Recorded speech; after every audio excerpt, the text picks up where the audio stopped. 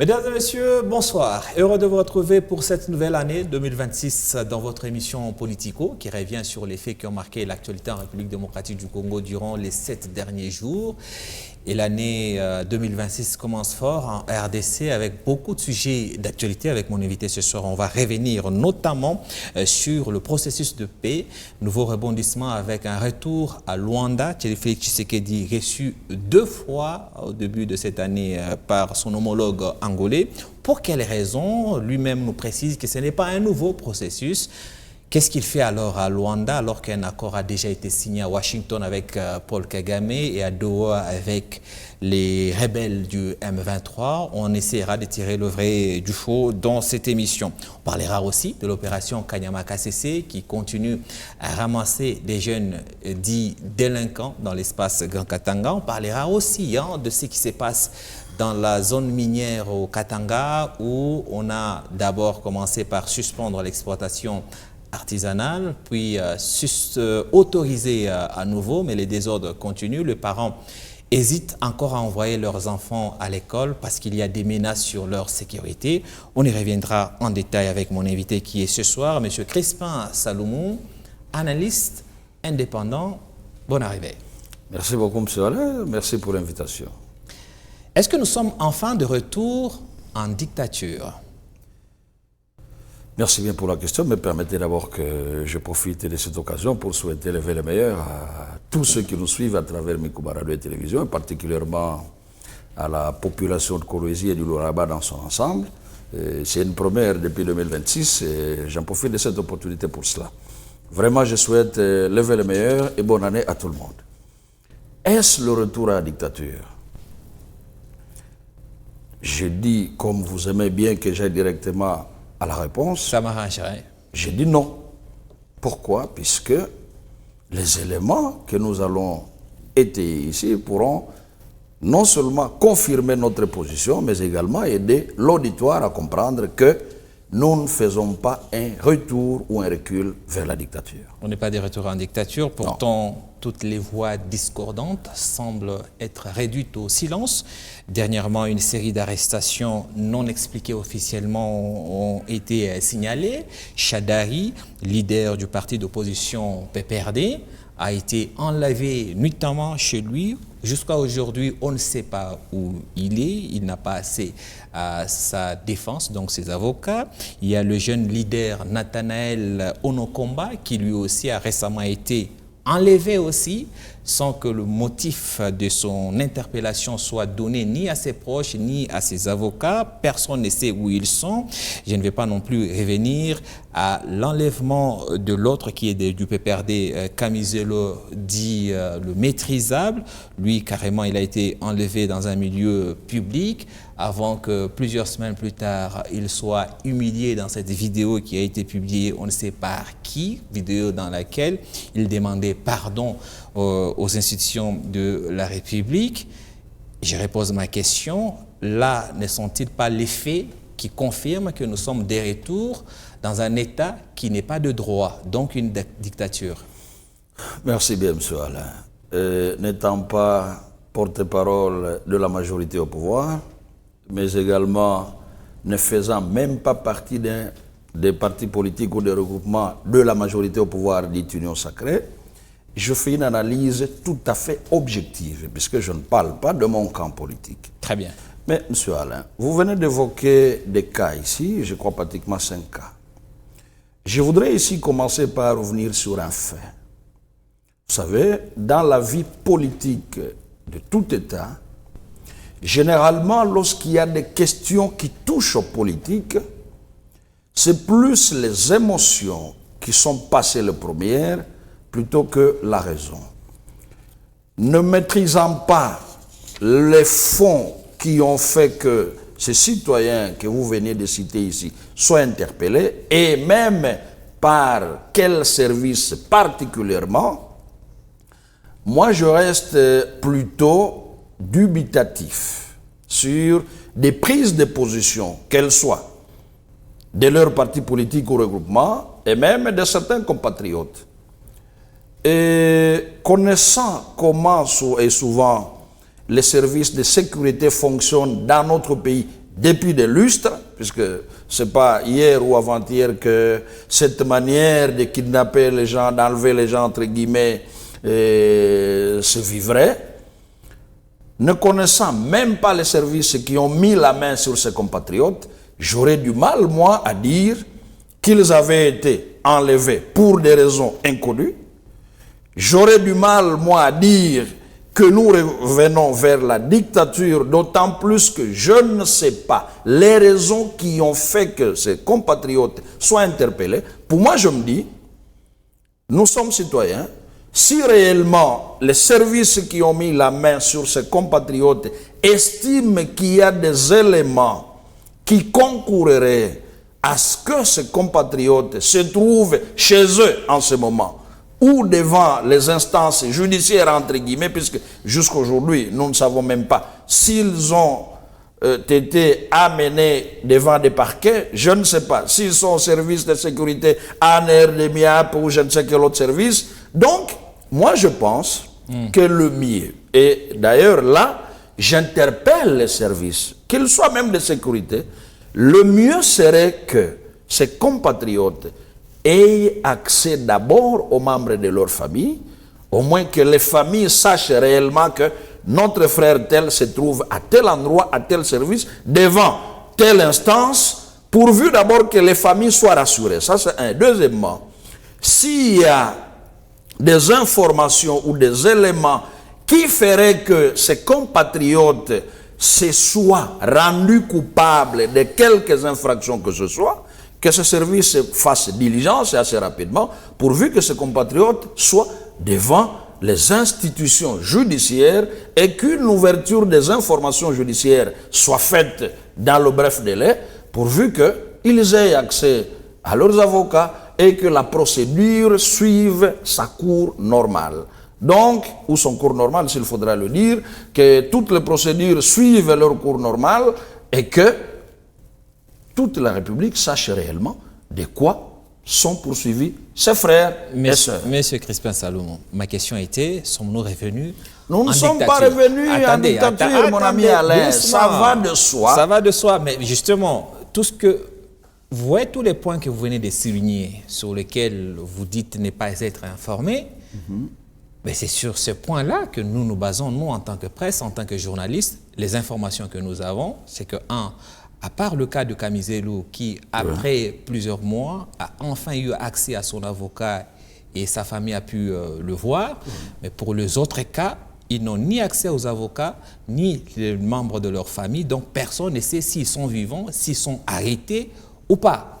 Donc, à partir de ce moment-là, est-ce qu'on est encore dans un état de droit, là, est toute la question? Mais la dictature et l'état de droit, c'est deux choses totalement différentes, mon ami. Et là, il faudra quand même le dire. D'accord. Nous parlons des dictatures, planter les définitions. Bien sûr. Nous parlons des dictatures lorsque la gouvernance est fondée sur la violation de tous les principes républicains et sur un pouvoir qui est détenu par un despote. Okay. C'est en ce moment-là que nous parlons de dictature. Mais dans le cas d'espèce de notre pays, je crois que le pouvoir qui est là est issu des élections de 2023. Non, on parle des faits, s'il vous plaît, mais des mon faits. ami Alain, laissez-moi quand même vous le dire. Vous me posez la question, nous parlons des faits, je décortique les faits, et je ne vais pas les faire tels que vous le voyez, non. Très bien. Moi, je vois les faits sous l'œil du politique indépendant. Je vois les faits sous l'œil du citoyen congolais qui n'a aucun penchant. Nous parlons des faits, mais nous parlons des arrestations de nos frères ici, n'est-ce pas? Oui, est-ce que c'est fait en respect de la loi? C'est ça la question. S'il vous plaît, mon ami. Je le dis dès l'entame de mon intervention.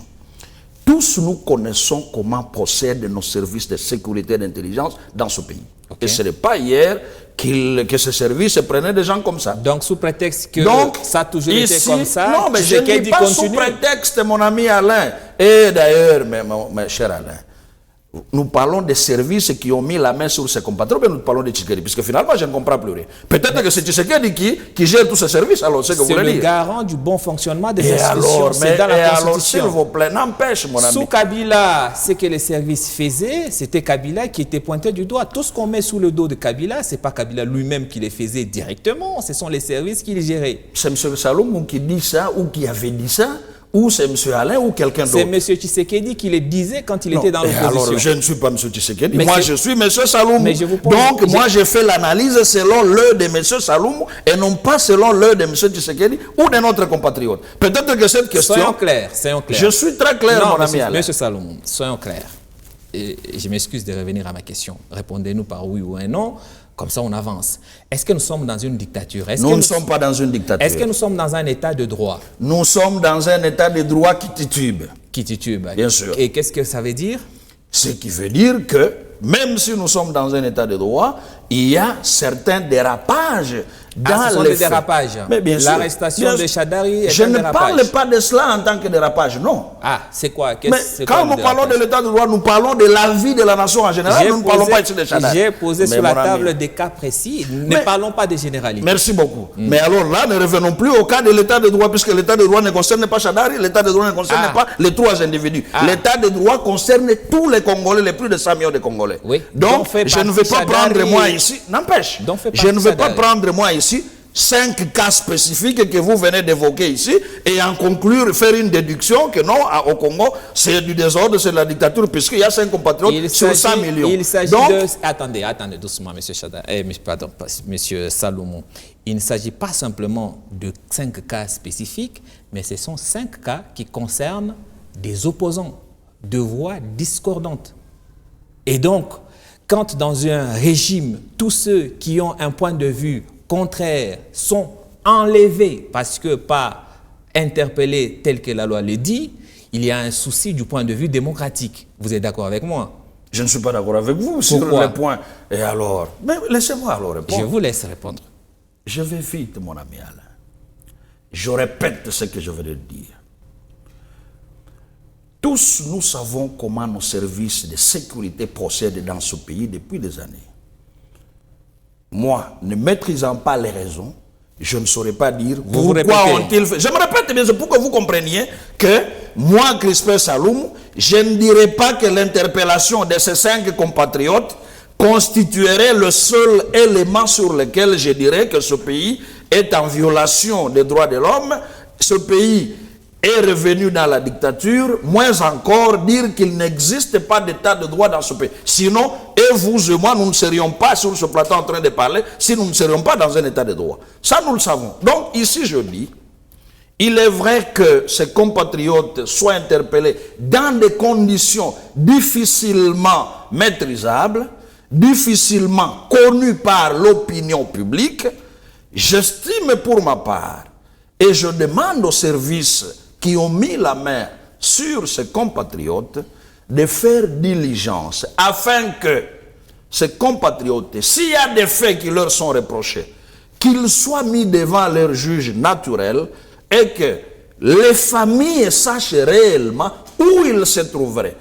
Ne pas le faire continuerait à faire susciter toutes ces supputations et même des versions comme quoi aujourd'hui, nous sommes rentrés dans la dictature alors qu'il n'en est pas le cas. Et moi, personnellement, je le dis ici comme citoyen. Puisqu'il s'agit des services connus, moi, je ne vais pas mêler les faits, les actions, les actes de ces services sur les têtes d'autres individus compatriotes, aussi chefs des institutions soient-ils. Je ne pourrais pas le faire en tant que citoyen. Selon vous, M. Salomon, qui est censé réguler les actes de ces services-là? Mais ces services sont gérés par des responsables. Je sais que si, par exemple, au niveau Alain, il y a un administrateur général, CNC, je ne sais pas, il s'appelle coordonnateur général ou je ne sais pas comment il s'appelle. Si les responsables de ces services violent la loi, qui est censé les rappeler à l'ordre? Mais il n'y a que la justice, et à chaque niveau, il n'y a que la justice qui régule l'ordre dans la société. Qui doit saisir la justice? Et alors, mais vous parlez d'abord de quel service? Puisque faudra-t-il d'abord que vous le précisiez, si vous le connaissez. C'est vous qui parlez des... Mais alors, c'est ce que je dis, puisque je sais que ces compatriotes seraient interpellés par des services publics. Ok. Oui. Alors. Ça, au moins, je sais. Ok. Et alors, si vous le connaissez, puisque moi, personnellement, c'est là où je vous ai dit, ne connaissant même pas d'où est-ce qu'ils avaient été pris, par qui, par quel service, j'aurais du mal, moi, à faire une analyse. Et ça ne vous inquiète pas? Mais le fait que, attendez, doucement, M. Salomon, le fait que dans un pays civilisé comme le nôtre, des gens puissent disparaître comme ça, c'est inquiétant. C'est inquiétant. Bien sûr, bien sûr. Et vous condamnez cela? Mais je condamne, je le condamne. C'est pourquoi j'avais dit, si ces services qui ont mis la main sur ses compatriotes savent réellement qu'il y a des faits qui leur sont reprochés, la première des choses à faire, que ces compatriotes aient accès d'abord à leur famille, et aussi, si l'instruction, puisque là aussi je reviens sur l'instruction préjuridictionnelle, qui est secrète, c'est connu de tout le monde.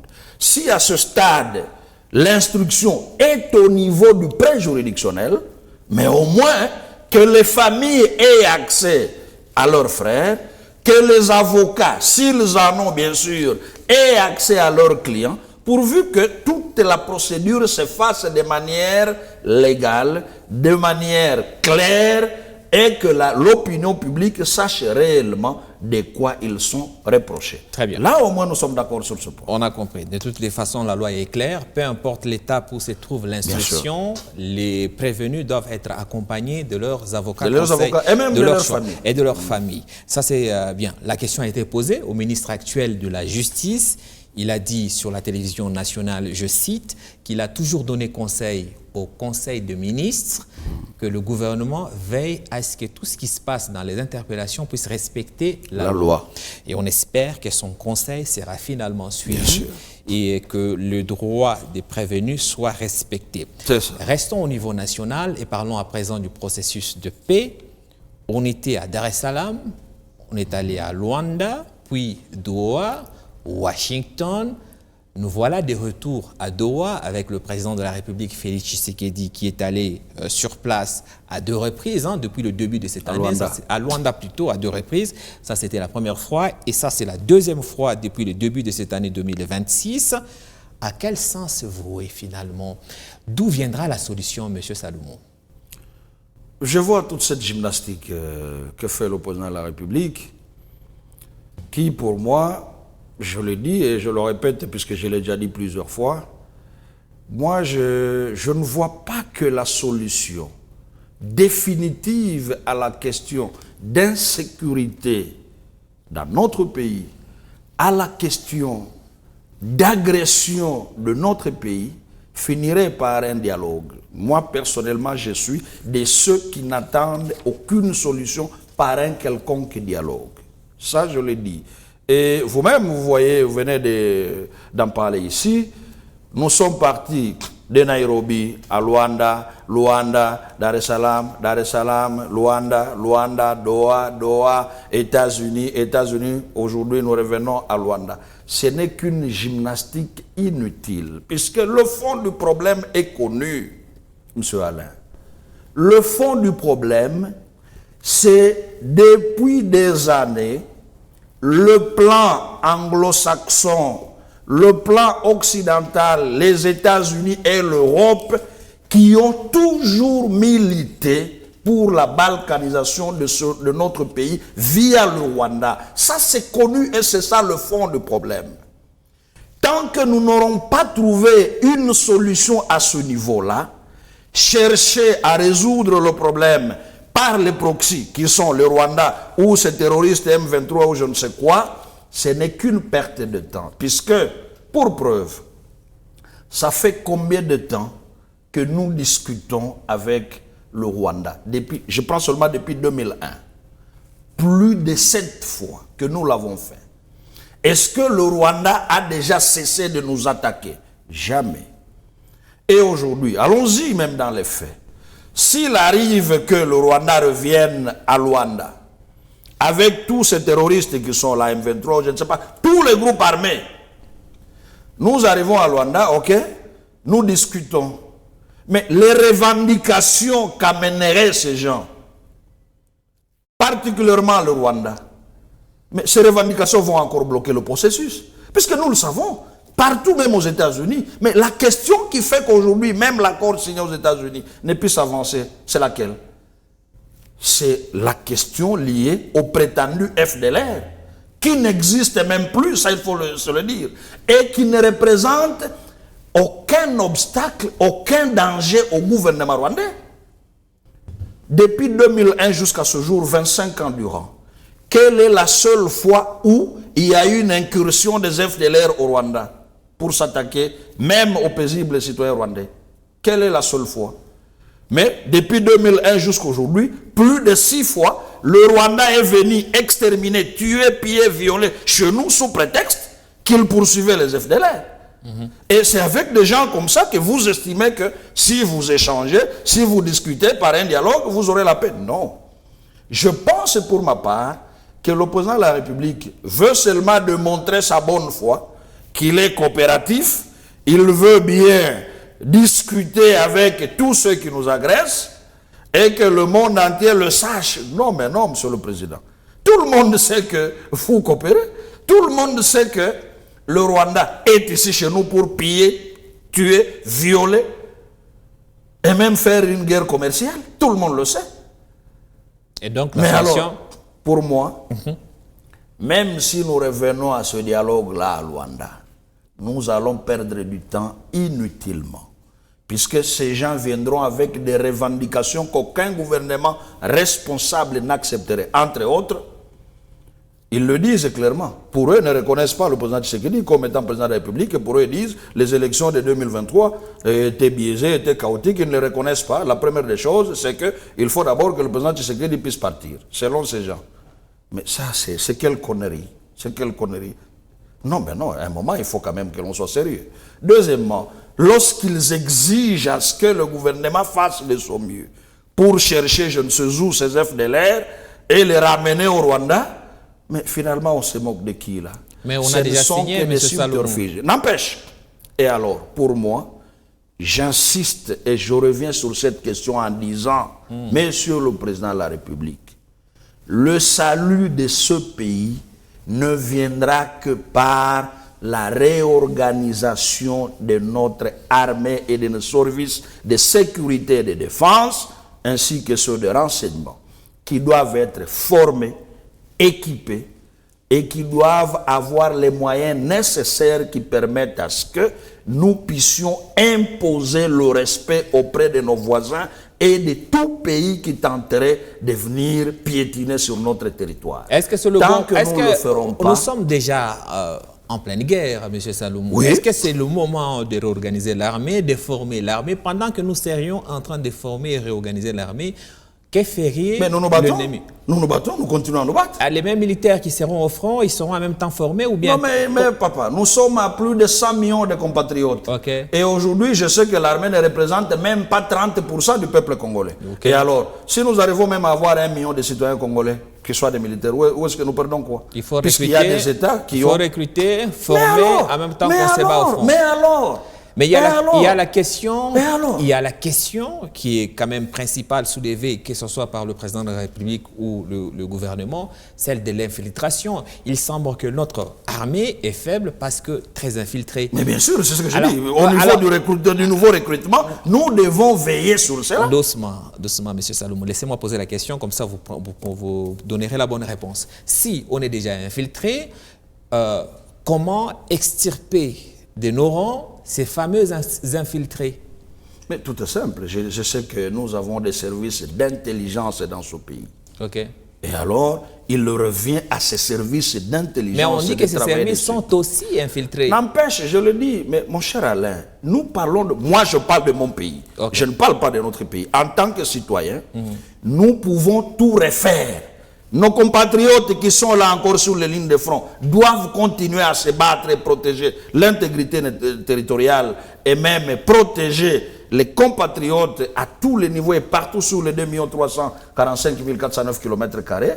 Mais également, nous devons recruter de nouveaux citoyens qui doivent intégrer l'armée, la police et les services de sécurité et de renseignement. Les tout nouveaux, des Congolais de père et de mère, qui doivent se battre pour leur patrie. Nous en avons des millions. Et d'ailleurs, la jeunesse dans ce pays couvre plus de 70% de la population.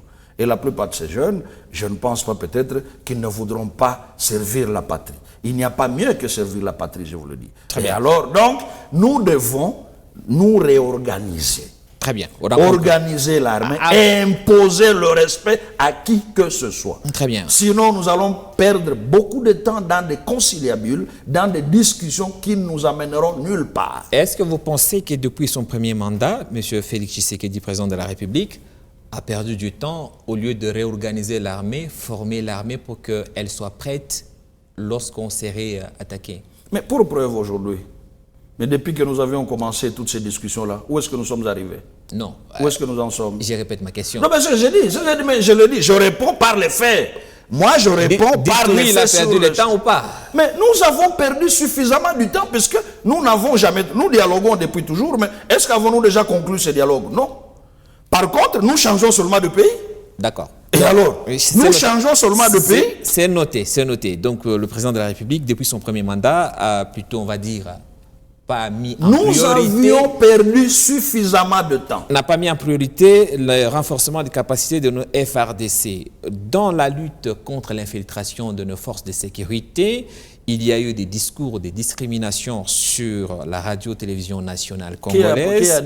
Qui a parlé de discours de discrimination? C'est vous qui le dites ou bien c'est nous les Congolais qui le disons? Laissez-moi poser la question, ensuite vous répondez comme vous l'entendez.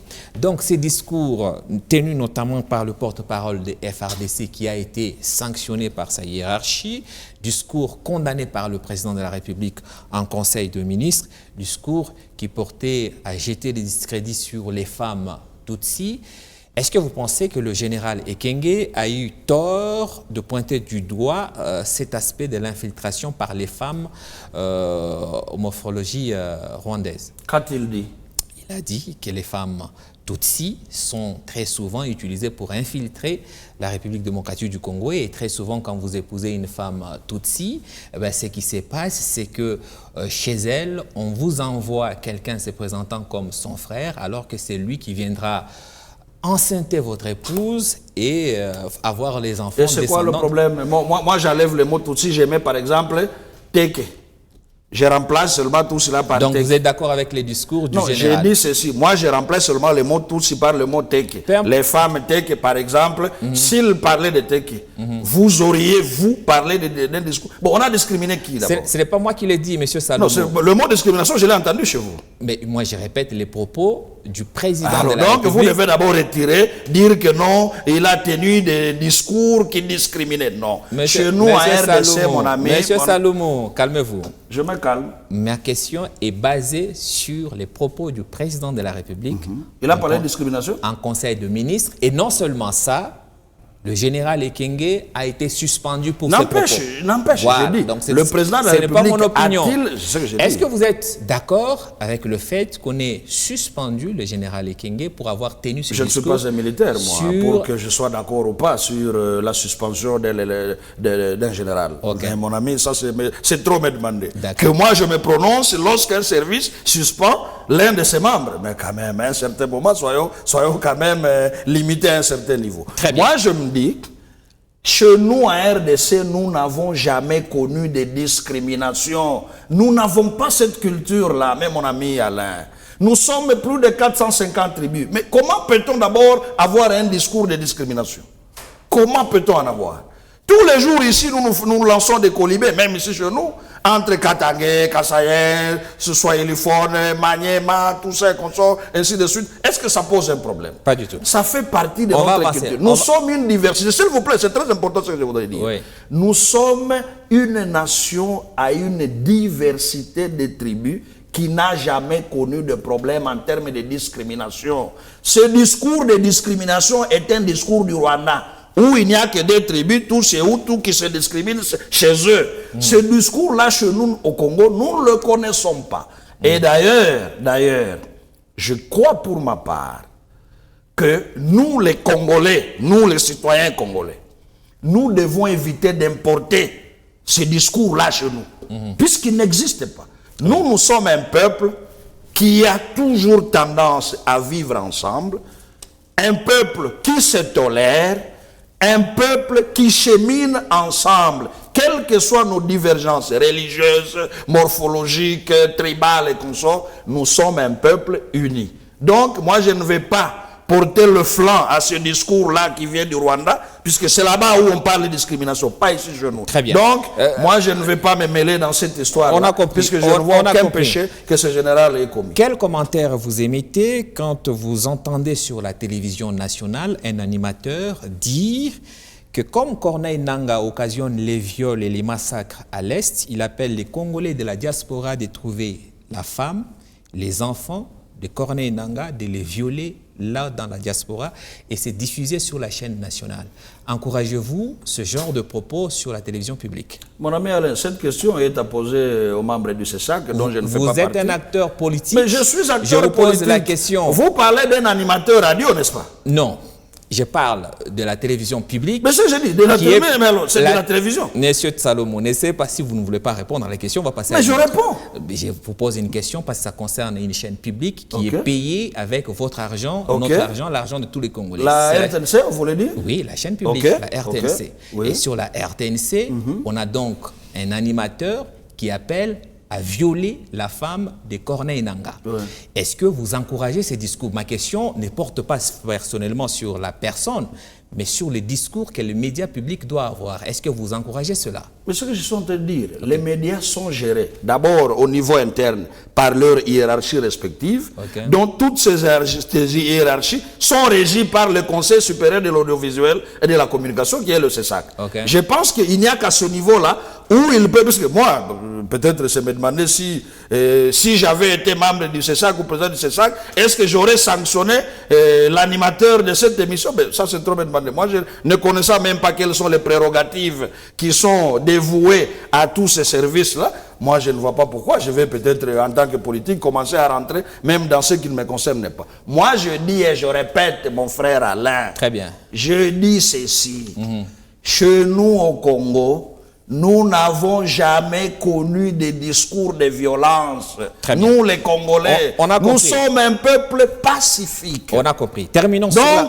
Nous devons éviter de rentrer dans ces jeux-là qui nous viennent du Rwanda, je dis bien, puisque c'est de là où viennent tous ces discours-là. Oui, mais la RTNC est à Kinshasa, ce n'est pas au Rwanda. Donc, Monsieur Salomon, terminons sur la communication en ces temps de guerre. Le président de la République a eu à insister au Conseil des ministres en demandant au ministre de la Communication de veiller à filtrer ce qui est diffusé sur la chaîne publique et à coordonner la communication du gouvernement pour ce qui concerne, etc.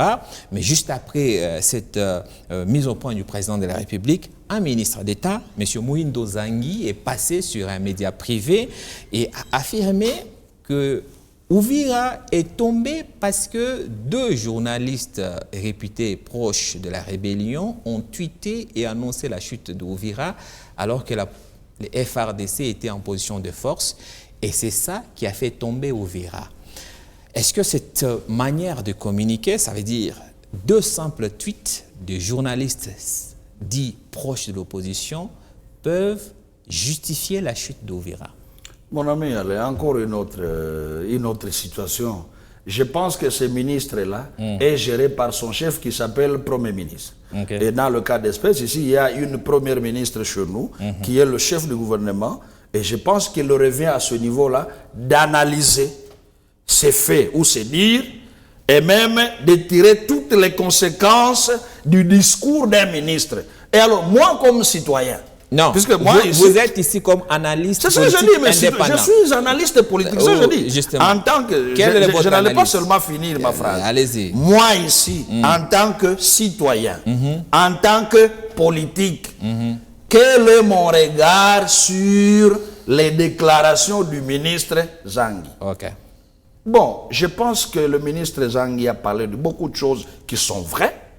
Et moi, je ne vais pas dire, comme vous le dites là, non, des journalistes qui sont proches de l'opposition, c'est long. Non, mon ami, nous connaissons bien ces gens. Ils sont à Goma, ils sont au Rwanda, ils communiquent pour la rébellion. Ils communiquent pour les terroristes. Ils communiquent pour les Rwandais. C'est clair et c'est connu, puisqu'il les a même cités. Si vous ne voulez pas les citer, c'est votre problème, vous êtes libre de le faire. Moi, je reprends. Ce que monsieur, le ministre Mouindo a dit est vrai. Ces gens-là travaillent, communiquent pour les terroristes. C'est connu. Il n'a pas menti. Ma question, c'est est-ce que par des simples tweets, une ville stratégique comme Uvira peut tomber? Il n'a jamais dit que ce sont les tweets qui ont fait tomber la ville. Il a dit quoi? Non. Bon, moi j'ai suivi, comme vous venez de le dire. Il disait là, ces gens-là avaient même déjà publié des tweets avant même que la guerre ne commence, puisqu'ils savaient déjà ce qui se passait. C'est ce qu'il voulait dire en d'autres termes. Ce qui était vrai. Ces gens-là parlaient déjà de la chute d'Uvira et ainsi de suite. Et d'ailleurs, très souvent, ils le font. Non, nous irons par exemple à telle place, nous allons attaquer telle ville, ainsi de suite. Et ainsi de suite, ils se préparent et ils y arrivent. C'est en quelque sorte ce qu'il voulait dire. Moi, personnellement, je ne vois pas en quoi il a menti, que ces gens-là ne travaillent pas sous l'égide, sous les services de ces terroristes et de ces criminels. Donc, pas besoin qu'il soit recadré par la chef du gouvernement. Je le dis, il n'y a que son chef qui peut mesurer ses propos, les analyser et tirer toutes les conséquences nécessaires. Donc, s'il arrive que jusqu'à aujourd'hui, il n'y a aucune conclusion liée à cette déclaration, ce qui veut dire qu'il n'y a rien de grave dedans. Donc, moi n'étant pas le chef des ministres, comment voulez-vous que je puisse juger? Et même si je le jugeais, mon jugement ou ma conclusion ferait quoi sur les déclarations de ce ministre? Bien évidemment, on n'attend pas de vous un jugement. Vous êtes sur ce plateau en tant qu'analyste. Alors, je venais de faire mon analyse. Je trouve que M. le ministre Mouindo a dit la vérité. Ces gens-là travaillent sous la coupe des criminels. On a pris bonne note, même si au passage, ils ne sont même pas mes compatriotes. Ce serait plutôt dénigrant de penser que les FRDC perdent une bataille parce qu'il y a eu 2 tweets qui les auraient découragés. On va venir dans l'espace Grand Katanga, le secteur minier. Le ministre national Willy Watoum avait pris... Louis Watoum. Louis oui. Watoum, j'ai bien dit. Vous avez dit Willy. Willy. Ah non, excusez-moi. Ok, il avait pris un arrêté portant suspension de centre de traitement des minéraux, ce qui avait pour conséquence de suspendre l'artisanat minier dans l'espace Grand Katanga, c'était précisé dans le Haut-Katanga et dans le Lualaba. Pensez-vous que l'acte du ministre, même si on va développer par la suite l'évolution de cette actualité, est-ce que cet acte, décision du ministre, a jeté le feu aux poudres? Une très bonne question. Je voudrais d'abord ici préciser que l'arrêté, moi je l'avais lu, concernait l'étendue de la République démocratique du Congo, pas seulement le Grand Katanga. Ça, il faut préciser. Cet arrêté portait suspension de toutes ces activités sur toute l'étendue de la République. Le ministre avait très mal agi, je le dis. Et pour 3 raisons majeures. Okay. La première raison, c'est que le moment était très mal choisi, puisque c'était à la fin de l'année, pendant que tout le monde s'est débrouillé, comme tout humain, à trouver de quoi amener dans sa famille pour que sa famille puisse quand même passer les festivités de fin d'année dans de bonnes conditions. Deuxièmement, le ministre a mis la charrue devant les bœufs. Il a pris l'arrêté pour mettre en place une commission après. Ce qui est inconcevable. Il devrait commencer d'abord par mettre en place une commission et à l'issue des conclusions de cette commission, il pouvait maintenant prendre la décision. Puisqu'après, il prend l'arrêté, puis après il envoie maintenant une commission travailler dessus. Vous voyez? Et d'ailleurs, moi j'étais parmi les premiers citoyens à demander que le ministre puisse reporter cet arrêté-là. Ce qui avait été fait partiellement, concernant particulièrement le Lualaba. Et alors, troisième raison,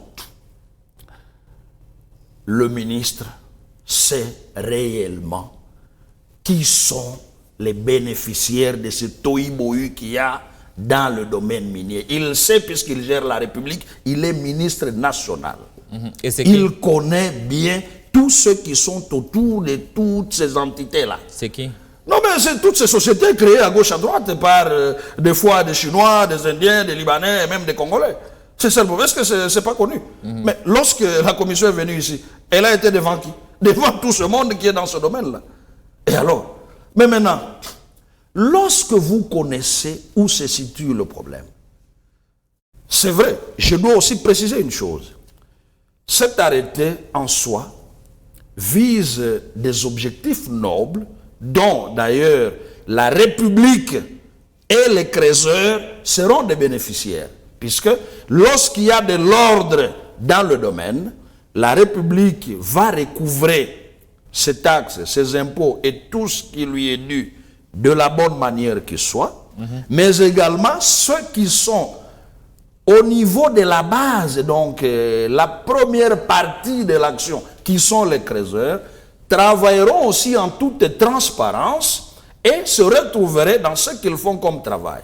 Mais, comme je venais de le dire, ces 3 raisons n'étant pas respectées dès le départ, la décision est tombée, elle a créé ce flou, elle a créé cette cacophonie, ce désordre et tout ce que nous avons connu comme conséquence. Et, comme conséquence directe, Le ministre s'est senti obligé de reporter, d'envoyer d'abord la commission qui travaille. Mais s'il avait commencé là-bas, nous ne serions pas arrivés à tout ce que nous avions décrié. Donc, cette mesure était prise de manière hâtive, de manière... Bon, il n'y a que lui-même qui connaissait les raisons pour lesquelles il est allé si vite, même si nous avons été, nous, comme population du Lualaba, préjudiciés, et il n'y a pas que nous, un peu partout là où il y a les mines, les gens ont été préjudiciés, puisque ceux qui devraient travailler pendant ce moment-là ne l'avaient pas fait.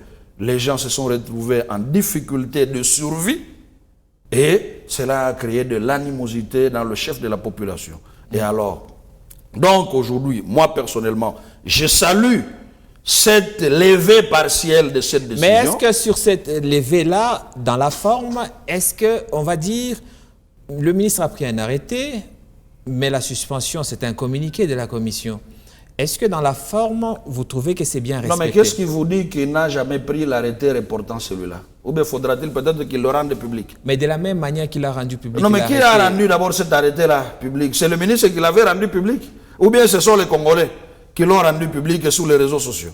Mais, Monsieur Salomon, vous êtes d'accord avec moi qu'ici, le problème, c'est la communication qui a manqué et lorsqu'il a pris l'arrêté et dans la suite. Voilà. Si au Lualaba, particulièrement, l'inquiétude n'y est toujours pas, malgré les assurances, c'est parce que justement, les gens ne comprennent pas quelle est la décision finale. Mais la décision finale est connue. Laissez-moi finir. Il y a eu un arrêté. Ouais.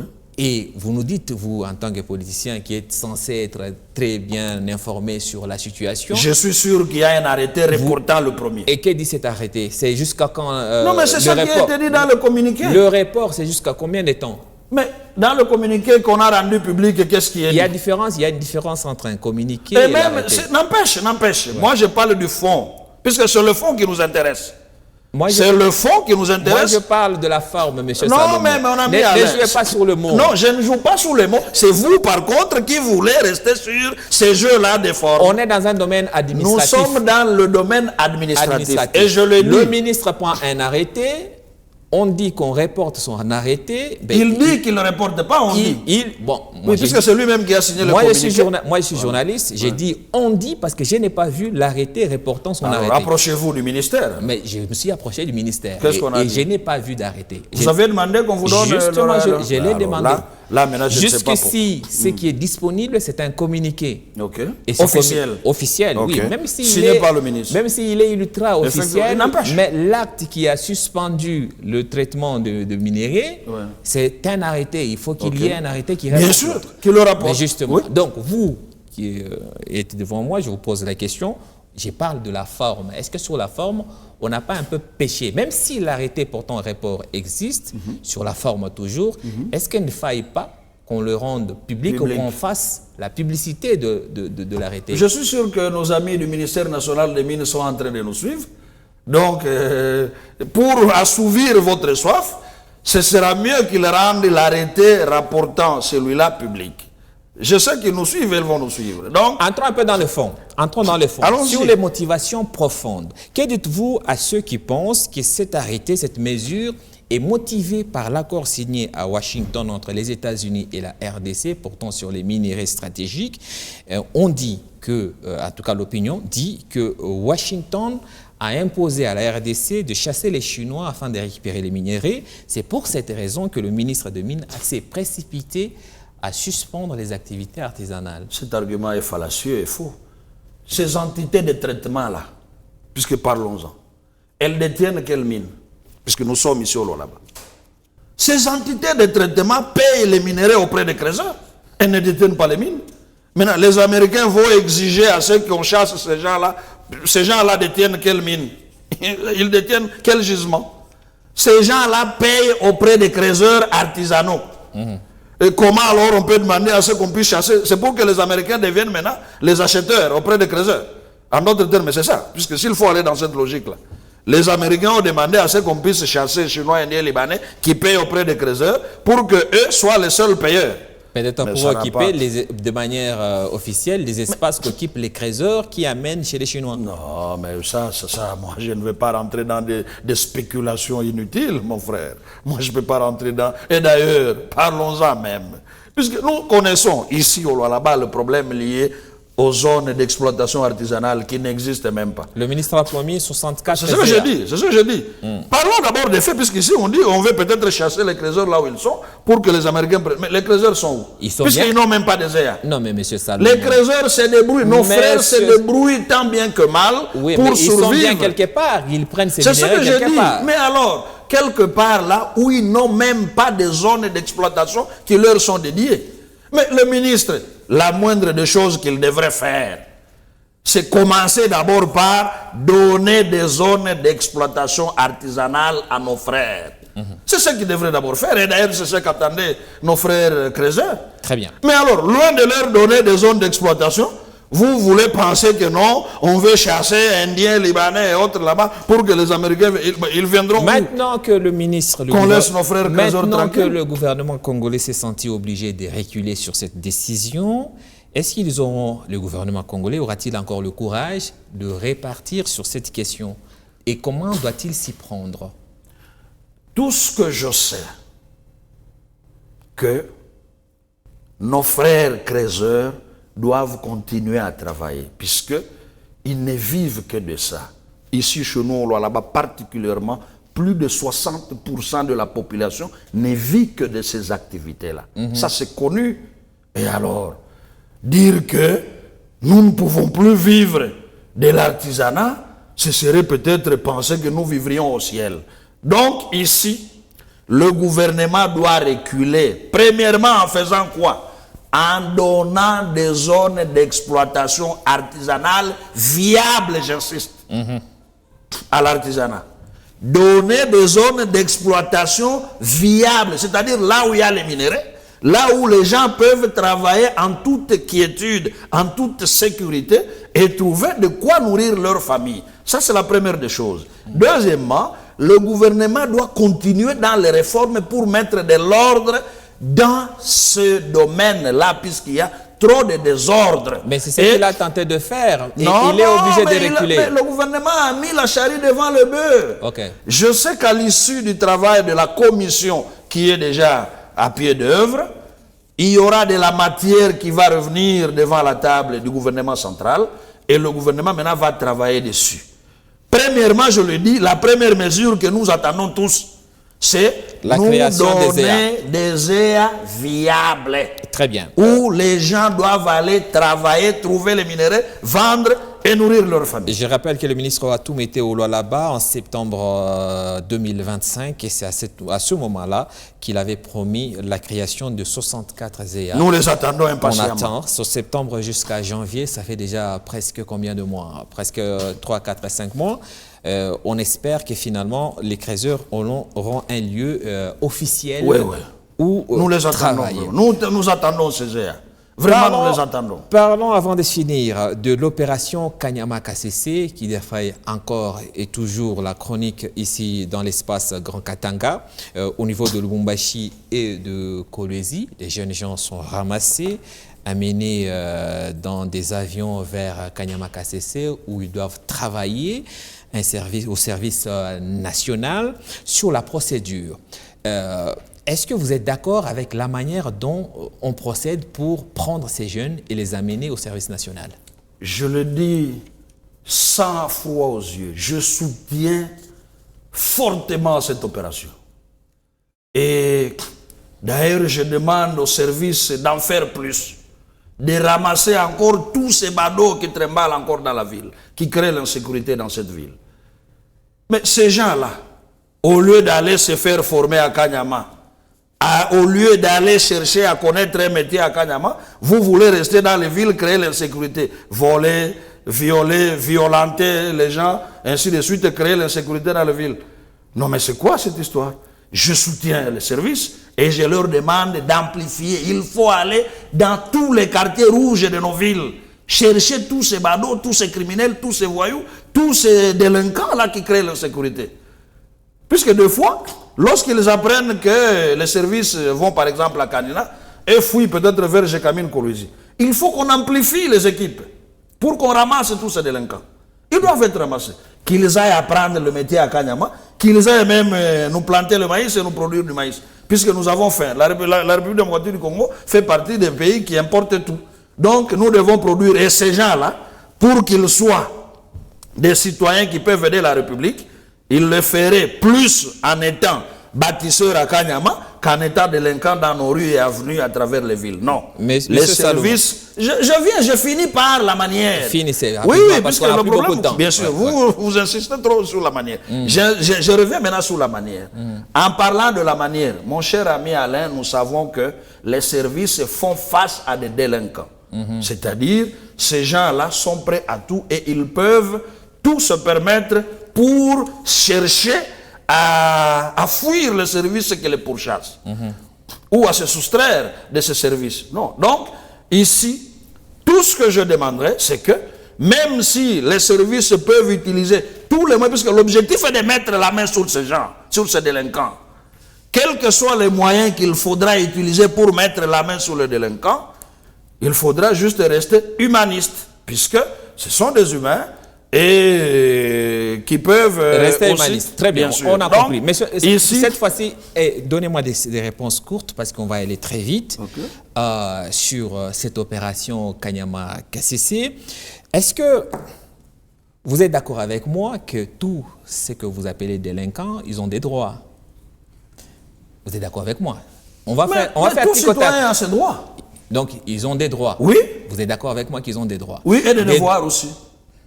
Ils ont des droits garantis par la Constitution. Bien sûr, et des devoirs même s'ils envers sont la des patrie. délinquants. De quelle manière pensez-vous... Puisqu'on ne peut pas seulement avoir des droits sans S'il vous plaît, devoirs. on gagne le temps. De quelle manière pensez-vous que ces agents de l'ordre qu'on envoie ramasser ces délinquants, entre guillemets, détectent-ils ces fameux délinquants? Est-ce qu'il y a une inscription sur leur visage qui dit que celui-ci est délinquant? Ce sont des services de sécurité qui ne peuvent jamais venir devant un plateau de télévision dire « Nous connaissons que tel est délinquant sur base de ceci ». C'est ce que je suis en train de dire. Moi, M. Saloum, je vous réponds comme citoyen et comme politique. Donc vous ignorez les critères. Les services savent les critères sur lesquels ils mettent la main sur ces délinquants. Voilà. Et ils ne peuvent pas venir ici dire nous savons que tu es celui-ci. Doucement, M. Salomon, on a compris. Donc vous ignorez les critères qui motivent les agents de sécurité. Bien sûr, seuls les services connaissent les critères. Pour ramasser les enfants sur la voie publique et les amener à Kanyama-Kasese. Oui, puisqu'un enfant ne peut pas se retrouver sur la voie publique. S'il vous plaît, Monsieur Salomon, doucement. Je suis très doux. On est en train de finir. Vous n'êtes pas très doux. Vous ne me laissez pas vous poser les questions. Non, je vous ai dit, on va aller... Vous faites trop de gymnastique, comme toujours. C'est pour ça que vous êtes agité aujourd'hui. Je ne suis pas agité. Calmez-vous, calmez-vous. Je suis très Donc, ces jeunes gens ayant des droits, vous dites, vous ignorez sur base de quels critères on les ramasse parce que c'est secret, parce que les agents de sécurité ne peuvent pas dévoiler leurs critères. La loi est très claire. Quand on arrête quelqu'un, on doit lui lire ses droits et seul un juge peut condamner. Ces gens ne sont pas condamnés. Non, doucement. S'ils ne sont pas condamnés, d'accord, là où on les amène à Kanyama-Kasese contre leur gré parce qu'ils pleurent et on voit les membres de leur famille en train de pleurer, ils ne sont pas en train de partir dans la joie. Ce qu'ils font à Kanyama-Kasese, est-ce une sanction ou un bonus? Mon ami Alain, je répète et je suis très clair sur la question. Les services de sécurité savent qui sont les délinquants. Et d'ailleurs, je précise ici... Ma question c'est... N'empêche, je réponds, mais laissez-moi aussi répondre. Non. On va vite parce qu'il nous reste moins de 4 minutes. Bien sûr, je finis. Aller à Kanyama-Kasese, est-ce une sanction ou un gain pour les enfants qu'on amène là-bas? Aller à Kanyama-Kasese est non seulement un gain ou un bénéfice pour ces délinquants, mais également une mesure qui les protège eux-mêmes, puisque ces gens-là, on les ramasse dans les rues, alors qu'aucun enfant ne peut se retrouver sur la rue. Très bien. Aussi, une mesure qui préserve la quiétude de la société. Très bien. Donc en résumé, on les amène à Kanyama. Monsieur Salomon, c'est pas besoin de développer, on a déjà compris votre idée. Ça va. Donc, si je résume votre compréhension, un jeune délinquant, je précise. Qui dit délinquant, ça veut dire qu'il commet des délits. Oui, mais bien sûr, il commet des délits. Donc, quelqu'un qui viole la loi, il a un cadeau de l'État qui est celui d'être formé. Ah, si vous pensez que c'est un cadeau, c'est bien. Mais c'est vous qui avez dit que c'est un bénéfice. Mon ami, s'il vous plaît, s'il vous plaît. S'il vous plaît, Alain, ne pensez pas que M. Crispin se laisserait emporter par votre petite gymnastique. Non, mon ami. Mon cher Alain, ces jeunes gens-là, ces délinquants-là, constituent une menace à la sécurité publique. Mais qu'ils doivent être arrêtés et jugés. C'est la loi. S'il vous plaît, mon ami. Tout ce que vous dites, c'est dit que mais laissez-moi finir, M. Alain. Même dans la loi. Oui. Mais les prisons sont des centres de rééducation, n'est-ce pas? Oui. Et alors, donc, même s'il serait... Il faut même une condamnation de justice. S'il vous plaît, ce n'est pas arbitraire. S'il vous plaît, mon ami, s'il vous plaît. Laissez-moi quand même vous répondre. Soit vous n'avez pas besoin de ma réponse, vous voulez rester dans votre optique. Allez-y. Et alors, même ceux qui sont condamnés, ils sont rééduqués. Et en plus, ces délinquants-là, lorsqu'ils sont pris par les services et amenés à Kanyamaka CC, le gain, c'est que ces gens-là seront non seulement pris en charge par l'État, qui doit encore les former pour qu'ils deviennent utiles pour eux-mêmes et pour la société demain, c'est plus qu'un gain. Donc, pensez que ce que font ces services pour vous, c'est une violation envers les droits de ces jeunes délinquants, c'est mieux pour vous. Mais le jour où vous serez victime de ces délinquants, vous n'allez pas tenir ce discours sur ce plateau. Très bien. Est-ce que vous savez que pour un jeune qui n'est pas délinquant, qui veut se former, apprendre un métier, il va à l'INPP, il doit payer de l'argent pour se former. Alors qu'un délinquant qui vole, qui viole, et à Kinshasa, on avait même découpé une femme enceinte. Pour ce genre d'individus, eux, ils bénéficient gratuitement de la formation. Trouvez-vous cela juste? Est-ce que ça encourage? Mon ami, ça c'est du méli-mélo. Ce n'est pas du méli-mélo, c'est la réalité. S'il vous plaît, c'est du méli-mélo. Okay. Le cas que vous venez d'évoquer de Kinshasa, ces gens-là qui avaient tué avaient été amenés en justice. Ça, au moins, j'ai suivi. Et alors, prendre cet exemple et le coller à ce qui se passe dans l'espace Katanga, c'est vraiment du méli-mélo. Parce que les Chegues du Katanga sont gentils. Bon. Je n'ai pas dit ça, c'est vous qui le dites. Mais moi j'ai dit la différence. S'il vous plaît, puisque vous m'avez posé la question sur ce qui se passe sur l'opération, sur l'espace Katanga, particulièrement Lualaba au Katanga. N'est-ce pas? C'est de ça que nous parlons. Ou bien nous parlons de toute la République. Peut-être faudra-t-il que je puisse aussi aller sur toute la République. Et alors, vous m'avez posé la question de ce qui se passe chez nous et à Lubumbashi. C'est pour ça que voilà. Donc, ici je le dis, j'encourage les services à mettre la main sur tous ces délinquants-là. Qu'on les amène là-bas. Et s'il y a une erreur dans l'identification, comment résoudre ça? Alors, je sais que ce service, il y a toujours des personnes qui réfléchissent et ils vont travailler dessus. Monsieur Crispin Saloumou, merci d'avoir accepté notre invitation. C'est vraiment un honneur et un plaisir. Merci beaucoup. Merci à vous aussi pour votre fidélité politico. C'est à retrouver tous les vendredis, 19h30 à la radio, 20h juste à la télévision. Nous sommes en rediffusion tout ce week-end, disponible sur tous les réseaux sociaux, mais également en replay sur l'application officielle du groupe Canal+. Je fixe rendez-vous vendredi prochain, Dieu voulant. D'ici là, merci de nous rester fidèles.